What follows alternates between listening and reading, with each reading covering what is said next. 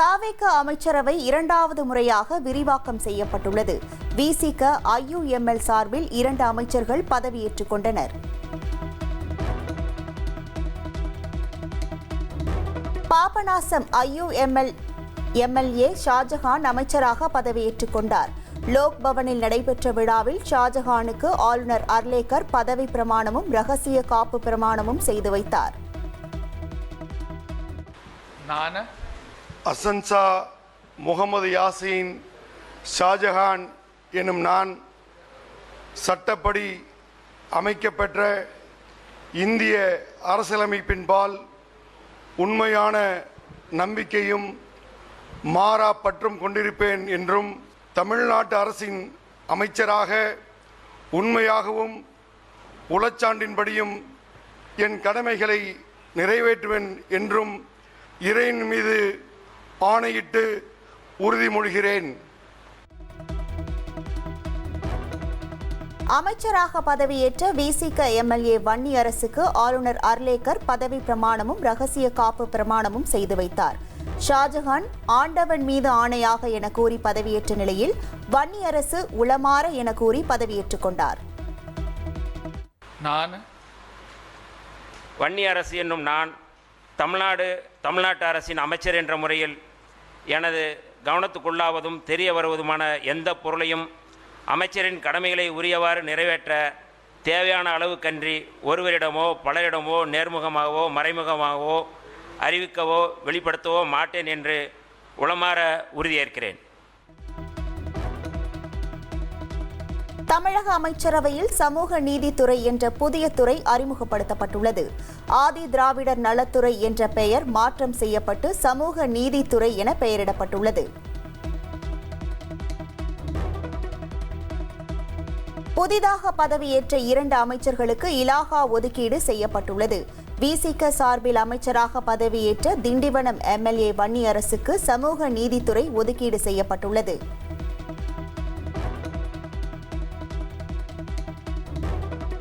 அமைச்சராக பதவியேற்ற IUML MLA ஷாஜஹானுக்கு சிறுபான்மையினர் நலத்துறை ஒதுக்கீடு செய்யப்பட்டுள்ளது.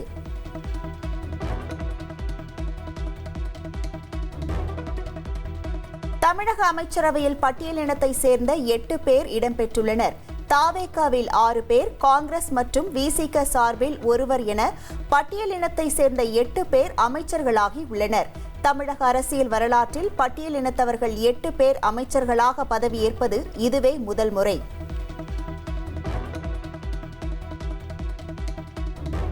தமிழக அமைச்சரவையில் 6 சிறுபான்மையின அமைச்சர்கள் உள்ளனர். முதலமைச்சர் விஜய், மரிய வில்சன், ஸ்ரீநாத், ஃபேர்வெல், காங்கிரஸ் எம்எல்ஏ ராஜேஷ்குமார், ஐயுஎம்எல் ஷாஜஹான் ஆகியோர் இடம்பெற்றுள்ளனர்.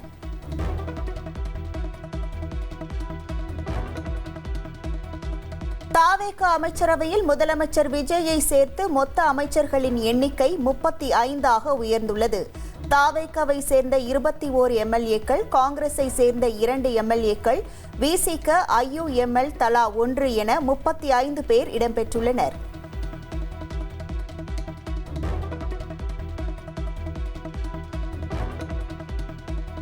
சிஎம் விஜய் பதவியேற்பு விழாவை போல ஆளுநர் மாளிகையில் இன்று நடைபெற்ற அமைச்சரவை விரிவாக்கத்திலும் வந்தே மாதரம் முதலில் பாடப்பட்டது. வந்தே மாதரத்தை தொடர்ந்து தேசிய கீதம் பாடப்பட்ட நிலையில் 3ஆவதாக தமிழ்த்தாய் வாழ்த்து இசைக்கப்பட்டது.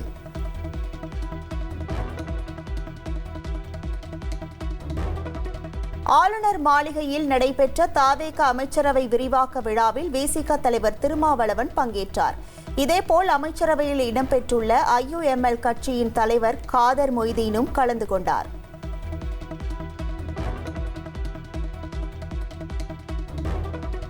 இந்திய யூனியன் முஸ்லீம் லீக் சட்டமன்ற கட்சி தலைவரும் வாணியம்பாடி சட்டமன்ற உறுப்பினருமான ஃபாரூக் பாஷா அமைச்சர்கள் பதவியேற்பு விழாவை புறக்கணித்தார்.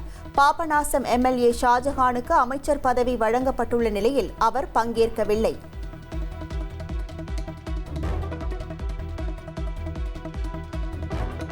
சென்னை தலைமை செயலகத்தில் முதலமைச்சர் விஜயை விசிக தலைவர் திருமாவளவன் நேரில் சந்தித்தார். புதிய அமைச்சர்கள் வன்னியரசு, ஷாஜஹான் ஆகியோரும் நேரில் சந்தித்தனர்.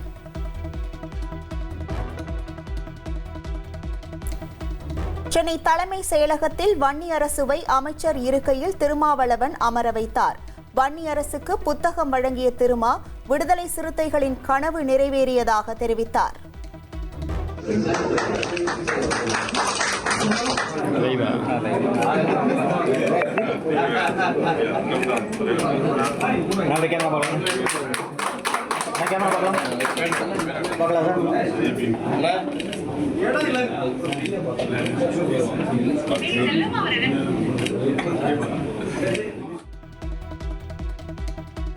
நான்கு நாள் பயணமாக இந்தியா வந்துள்ள சைப்ரஸ் அதிபர் நிக்கோஸ் பிரதமர் மோடியுடன் சந்திப்பு. AI, வர்த்தகம், பாதுகாப்பு உள்ளிட்ட இரு தரப்பு உறவுகள் குறித்து பேச்சுவார்த்தை இருவரும் ஆலோசனை மேற்கொண்டனர்.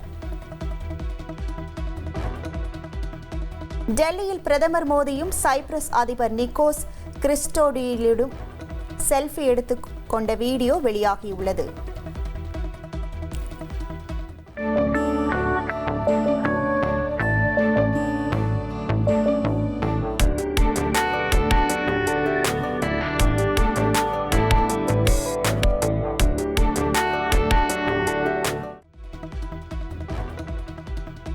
பெஹல்காம் பயங்கரவாத தாக்குதல் வழக்கில் 1113 மெகா சாட்சிகளுடன் நீதிமன்றத்தில் NIA அறிக்கை தாக்கல் செய்துள்ளது. லஷ்கர்-இ-தொய்பா கமாண்டர் சாஜித் ஜட் முதல் குற்றவாளியாக சேர்க்கப்பட்டுள்ளார்.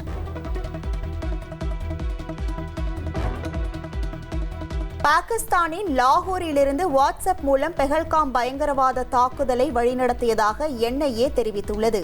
மேலும் பயங்கரவாதிகளுக்கு உள்ளூர்வாசிகள் புகலிடம் கொடுத்ததாகவும் குற்றப்பத்திரிகையில் தெரிவிக்கப்பட்டுள்ளது.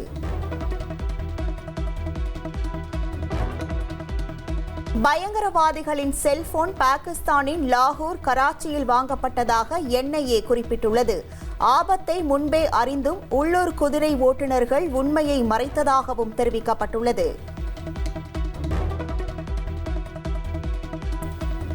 பாகிஸ்தானின் ISI அமைப்புடன் தொடர்பில் இருந்த நபரை பஞ்சாப் காவல்துறையினர் கைது செய்துள்ளனர். இந்திய ராணுவத்தின் போக்குவரத்து பாதையில் CCTV நிறுவ முயற்சித்தது விசாரணையில் தெரியவந்துள்ளது. இந்தியாவிற்கு சட்டவிரோத ஊடுருவல்களை தடுக்க பிரம்மாண்டமான ஸ்மார்ட் பார்டர் திட்டம் செயல்படுத்தப்படும். டெல்லியில் நடைபெற்ற எல்லை பாதுகாப்பு படையினருக்கான பாராட்டு விழாவில் மத்திய உள்துறை அமைச்சர் அமித்ஷா அறிவித்துள்ளார். பசு, கன்றுக்குட்டிகள் மற்றும் ஒட்டகங்கள் உள்ளிட்ட விலங்குகளை குர்பானி கொடுக்க டெல்லி அரசு தடை விதித்துள்ளது. விதிகளை மீறி செயல்படுபவர்கள் மீது கடுமையான கிரிமினல் நடவடிக்கை பாயும் என்றும் எச்சரிக்கை விடுக்கப்பட்டுள்ளது. டெல்லியில் திருவள்ளுவர் சிலையை திறந்து வைக்கிறார் முதலமைச்சர் விஜய். டெல்லி JNU பல்கலைக்கழகையில் தமிழக அரசின் நிதி உதவியுடன் நிறுவப்பட்டுள்ள சிலையை திறந்து வைக்க உள்ளார்.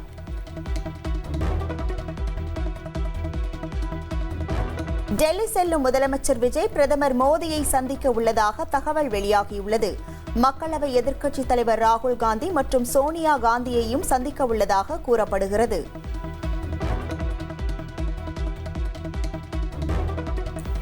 விசிலுக்கு முட்டுக் கொடுக்கும் ஏணி, சிறுத்தை என விமர்சித்த திமுக MP ராசாவுக்கு VCக பதிலடி கொடுத்துள்ளது.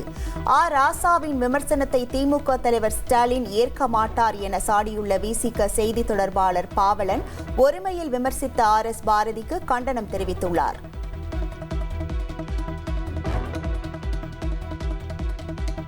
விசிலுக்கு முட்டுக் கொடுக்கும் ஏணி, சிறுத்தை என VCக IUML குறித்த கடும் விமர்சன பதிவை ராசா நீக்கினார். என் வீட்டு தென்னை எதிர் வீட்டு இளநீர் கொடுத்தால் முடத்தெங்கு என IUML VCகவை விமர்சித்து ராசாவை வேறொரு பதிவை இட்டுள்ளார்.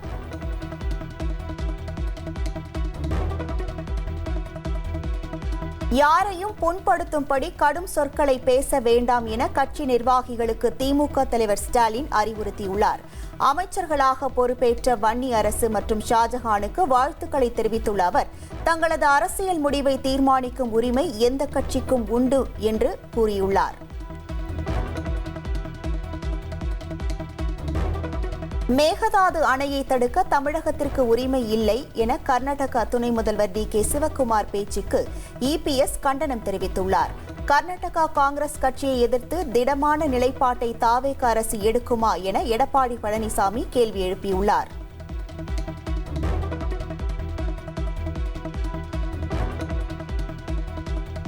தமிழகத்தில் காலியாக உள்ள மாநிலங்களவை பதவிக்கு ஜூன் 18ஆம் தேதி தேர்தல் நடக்கும் என அறிவிக்கப்பட்டுள்ளது. மாநிலங்களவை உறுப்பினராக இருந்த சி.வி. சண்முகம் ராஜினாமா செய்த நிலையில் இந்த அறிவிப்பு வெளியாகியுள்ளது. பெரும்பான்மை எம்எல்ஏக்களை கொண்ட தாவேக தனது முதல் ராஜ்யசபா எம்பி பதவியை பெற வாய்ப்புள்ளதாக கூறப்படுகிறது. தாவேகாவுக்கு 107 எம்எல்ஏக்கள் உள்ள நிலையில் ராஜ்யசபா எம்பி பதவியை பெறலாம் என எதிர்பார்க்கப்படுகிறது. அமைச்சர் பதவிக்காக தாங்கள் ஆசைப்படவில்லை என எஸ்.பி. வேலுமணி தெரிவித்துள்ளார். அதிமுக தேர்தல் தோல்விக்கான காரணம் குறித்தே ஆலோசனை நடத்தியதாகவும் விளக்கம் அளித்துள்ளார். சட்டமன்றத்தில் அன்னைக்கு நாங்கள் ஆதரவு கொடுத்து பேசும்போது நான் தெளிவாக சொல்லியிருக்கேன். பதவிக்காக நான் பதிவாயிருக்குது. பதவிக்காகவோ ஆசைப்பட்டு எதுக்குமே நாங்கள் இல்லை. திமுக எதிர்ப்பு அதே போல் பார்த்தீங்கன்னா இன்றைக்கி மக்கள் செல்வாக்கம் இருக்கிறது நாங்கள் ஆதரவு கொடுக்க சொல்லி போட்டு சட்டமன்றத்தில் நான் தான் பேசுகிறேன். அன்றைக்கி ஆதரவு கொடுக்கறதுக்கு முன்னாடி பேசும்பொழுது அதுலேயும் பதிவு பண்ணியிருக்கிறோம். எங்களை பொறுத்தளவுக்கு இன்றைக்கி தோல்வியை நாங்கள் ஒத்துக்கிறோம். அதை ஆராயணும், நாங்கள் ஆராய்வோம். அதிமுகவை உடைக்கும் எண்ணம் தங்களுக்கு இல்லை என எஸ்.பி. வேலுமணி கூறியுள்ளார். அதிமுகவை பலப்படுத்த பொதுக்குழுவை கூட்ட வேண்டும் என்றும் வலியுறுத்தியுள்ளார். நாங்கள் கட்சியை பொறுத்தளவுக்கு எந்த காலத்தில் அன்னைக்கு சொல்லியிருக்கோம், எங்களுக்கு உடைக்கவோ பிரிக்கவோ அந்த எண்ணமெல்லாம் கிடையாது. நாங்கள் எங்களை பொறுத்தளவுக்கு இன்னைக்கு பொதுச் செயலாளர் நம்ம எடப்பாடியார் தான், அவர்கிட்ட தான் அந்த பொதுக்குழு கூட்டம்னு கோரிக்கை கொடுக்குறோம். மறு ஆய்வு பண்ணணும், எல்லாம் ஒன்று சேர்த்தணும். முதல்வர் விஜயின் ஆலோசகர்களாக ஜான் ஆரோக்கியசாமி, விஷ்ணு ரெட்டி நியமிக்கப்பட்டுள்ளனர். முதல்வரின் அரசியல் ஆலோசகராக ஜான் ஆரோக்கியசாமியும் பொது நிகழ்வுகள் ஆலோசகராக விஷ்ணு ரெட்டியும் நியமனம் செய்யப்பட்டு அறிவிப்பு வெளியாகியுள்ளது. தாவேகவினர் அரசு விவகாரங்களில் தலையிடக்கூடாது என கட்சி நிர்வாகிகளுக்கு அமைச்சர் ஆனந்த் அறிவுறுத்தியுள்ளார். பொறுப்புணர்வுடன் மக்கள் சேவையை தொடர்ந்து செய்யுங்கள் என்றும் கோரிக்கை விடுத்துள்ளார்.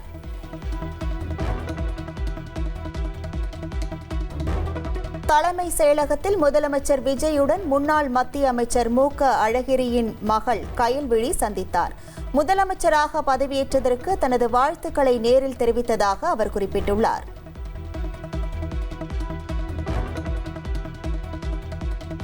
எபோலா வைரஸ் பரவல் தொடர்பாக மத்திய அரசின் எச்சரிக்கை எதிரொலி. தமிழகம் முழுவதும் நோய் தடுப்பு தயார் நிலையை தீவிரப்படுத்த சுகாதாரத்துறை உத்தரவிட்டுள்ளது. சென்னை உட்பட தமிழகத்தின் பல்வேறு இடங்களில் நள்ளிரவில் மின்வெட்டு ஏற்பட்டதால் மக்கள் கடும் அவதிக்குள்ளாகினர். சென்னை மதுரவாயலில் மின்வாரிய அலுவலகத்தை முற்றுகையிட்டு அதிகாரிகளுடன் மக்கள் கடும் வாக்குவாதத்தில் ஈடுபட்டதால் பரபரப்பு நிலவியது.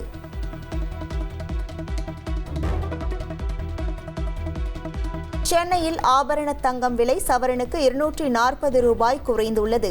1 கிராம் ஆபரண தங்கம் 14,780க்கும், 1 சவரன் 1,18,240 ரூபாய்க்கும் விற்பனையாகிறது.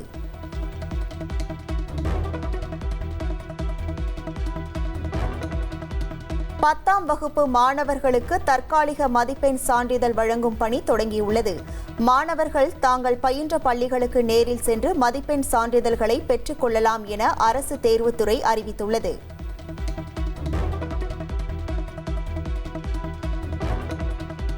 சிபிஎஸ்இ பள்ளிகளில் மும்மொழி கொள்கையை கட்டாயமாக்குவதற்கு எதிராக உச்சநீதிமன்றத்தில் புதிய வழக்கு தொடரப்பட்டுள்ளது.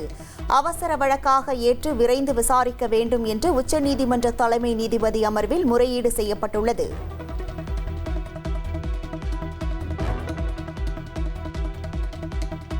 கட்டாய கல்வி உரிமை சட்டத்தின் கீழ் தனியார் பள்ளிகளில் மாணவர் சேர்க்கை குலுக்கல் முறை இன்று தமிழகம் முழுவதும் தொடங்கியுள்ளது. 7,740 தனியார் சுயநிதி பள்ளிகளில் தேர்வு நடைமுறை நடைபெற்று வருகிறது.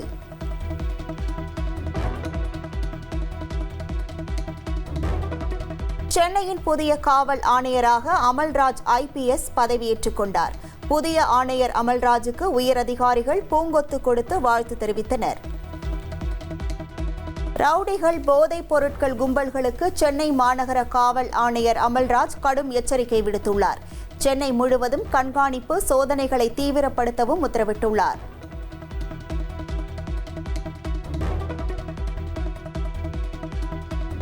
சென்னை ராயபுரத்தில் திருமணத்தை தடுத்து நிறுத்திய விவகாரத்தில் நீதி கேட்டவர்களை ராயபுரம் காவல் ஆய்வாளர் முகத்தில் குத்தி தாக்கிய சம்பவம். சம்பந்தப்பட்ட ஆய்வாளர் சிதம்பர பாரதி காத்திருப்போர் பட்டியலுக்கு மாற்றம் செய்யப்பட்டுள்ளார். புதுக்கோட்டையில் பாலியல் தொந்தரவு புகாருடன் சென்ற பெண் அலைக்கழிக்கப்பட்டதாக குற்றச்சாட்டு. தேவக்கோட்டையில் 2 ஆய்வாளர்கள் உட்பட 5 போலீசாரை பணியிடை நீக்கம் செய்து மாவட்ட கண்காணிப்பாளர் நடவடிக்கை.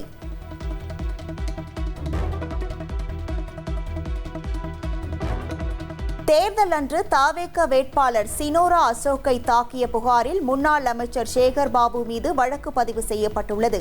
கொலை முயற்சி மற்றும் மிரட்டல் என 6 பிரிவுகளின் கீழ் வழக்கு பதிந்து சென்னை வடக்கு கடற்கரை போலீசார் நடவடிக்கை எடுத்துள்ளனர்.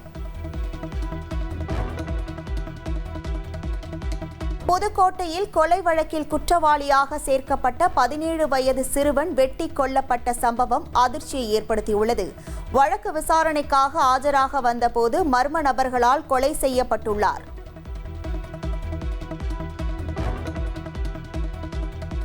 தேனி தேவதானப்பட்டியில் 24 மணி நேரமும் கள்ள சந்தையில் மது விற்பனை செய்யப்படுவதாக புகார். மது பிரியர்கள் குடியிருப்பு முன் சாவகாசமாக அமர்ந்து மது அருந்தும் காட்சிகள் வைரலாகி வருகிறது. ராமநாதபுரம் மாவட்டம் முதுகுளத்தூரில் பள்ளி அருகே செயல்படும் மதுக்கடையை மூட வலியுறுத்தி பொதுமக்கள் போராட்டம். கடையை முற்றுகையிட்டு வாக்குவாதத்தில் ஈடுபட்டதால் பரபரப்பு நிலவியது.